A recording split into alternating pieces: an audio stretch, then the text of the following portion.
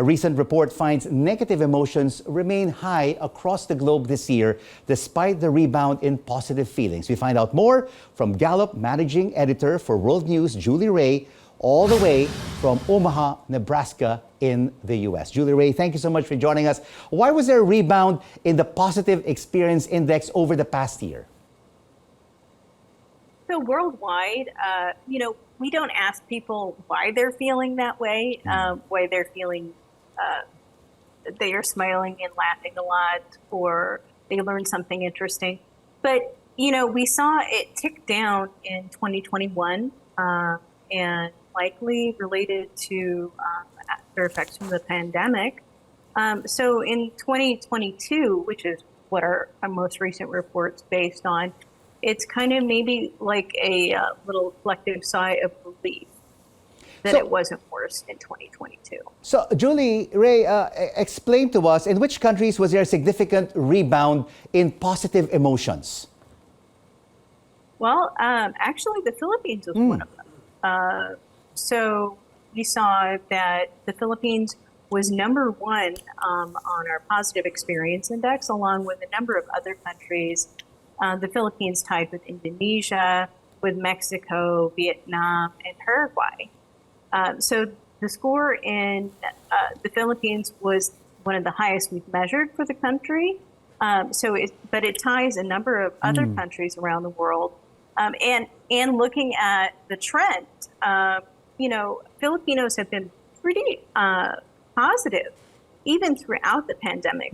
But 2022 really stood out. And does your methodology explain why the experiences here in the Philippines are high? Again, we don't ask people why they're feeling what they're feeling, but you get a sense of resiliency among the Filipino population. So you see that feeling a lot of enjoyment and laughing and smiling. 90% of Filipinos said they smiled or laughed the previous day in 2022. And 84% experienced a lot of enjoyment, and almost universally, Filipinos felt like they were treated with respect the previous day.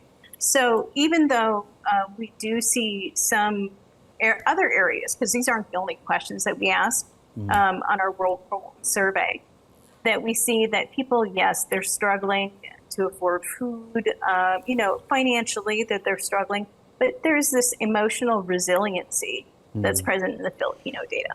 So when you say resiliency, then that positive emotion can be sustained. But what could turn the tables, Julie Ray, from positive to negative? I think that it would take quite a bit because those emotions are so high to really impact that. We did see, and it's interesting, on the negative side of the ledger. So even, on the negative side, Filipinos score pretty average for the world and pretty average for Asia. But you do see that underneath that, there are levels of stress and sadness.